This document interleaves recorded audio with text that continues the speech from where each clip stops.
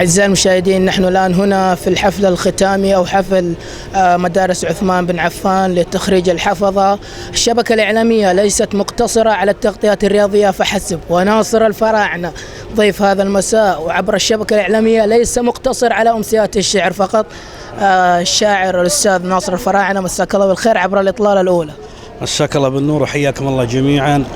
والحقيقة أنا سعيد بالتواجد هذا بينكم، الله يوفقكم دنيا وآخرة إن شاء الله.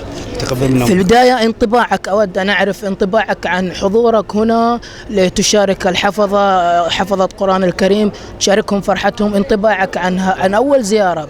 والله أول زيارة صراحة الانطباع مدهش جدا، ما شاء الله تبارك الرحمن لا قوة إلا بالله. يعني أطفال صغار جدا حافظين القرآن وبالقراءات، هذه سبحان الله، هذه معجزة وهي بفضل الله سبحانه وتعالى. صدقوا الله فصدقهم الله، هذا هو شيء. ثاني شيء يعني الغريب يعني انه مع الامكانيات القليله انجزوا ما لا انجزت مدارس عندها الدعم وما الدعم، وللاسف ما لقينا هالبركه اللي موجوده هنا. الله يوفقهم جميعا، والحقيقه سعيد جدا جدا جدا. ناصر الفراعنة القائل باسمك اللهم منزل سورة الأحقاف والأعراف، ماذا يقول من أبيات شعر بهذه المناسبة؟ والله ما يحفظني شيء، أنا أقول باسمك اللهم منزل سورة الأحقاف والأعراف، منزل نون قاف كاف ها يا عين صاد. هم عارفين أكثر مني هم.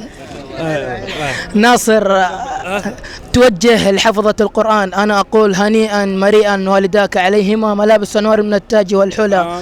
أنت ماذا تقول؟ بماذا تنصحهم؟ أنصحهم أقول اللهم يا حي يا قيوم في هذا اليوم أن يصلحهم، يصلح أبنائنا ويجعلهم قرة أعين لمن هو موجود من أهلهم، وأن يتقبل منهم، وأرجو أنهم يتعهدون القرآن بالقراءة وبمعرفة التفسير، ويشوفون إن شاء الله بكرة دعاه يؤمن على يديهم ويسلم على يديهم الآلاف، وهذا مجرب وحاصل، يعني ما هو بشيء مستحيل، موجود وواقع إن شاء الله بإذن الله سبحانه. والله يهدينا وإياهم ويتقبل منا وإياهم صالح الأعمال. ناصر، كلمة للقائمين على رأسهم الشيخ صالح. وأقول لهم وش أقول؟ أفضل ما راح أقول لهم أقول الله أنه يقبل منهم في هاليوم، الله يقبل منهم في اليوم ويجعل جزاءهم الجنة.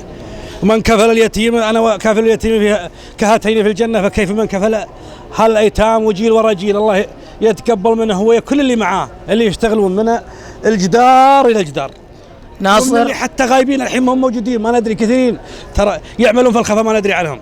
ناصر، تعد الحاضرين بزيارات مستمرة وتشنف أذاننا وأسماعنا بأبياتك. إن شاء الله أنا أعدهم إن شاء الله، إني كل ما جيت إن شاء الله أعتمر إن الله أعطانا حياة إن شاء الله، وفي طاعتها بجيهم بإذن الله سبحانه وتعالى مع القدرة إن شاء الله. وفمان الله موفقين، الله يجزاكم خير إن شاء الله. شعر المليون يقولون فيه فالك البيرك فالك الجنة إن شاء الله. آمين يا رب العالمين وإياكم جميعا. كلمة أخيرة للشبكة الإعلامية. أبد الله يوفقهم دنيا وآخرة، ومشكورين جدا. شكرا لك. فمان الله طبعا. أعزائي المشاهدين، ناصر الفراعنة حضر بشحمه ولحمه، حضر بنظراته، حضر بكلماته الرائعة.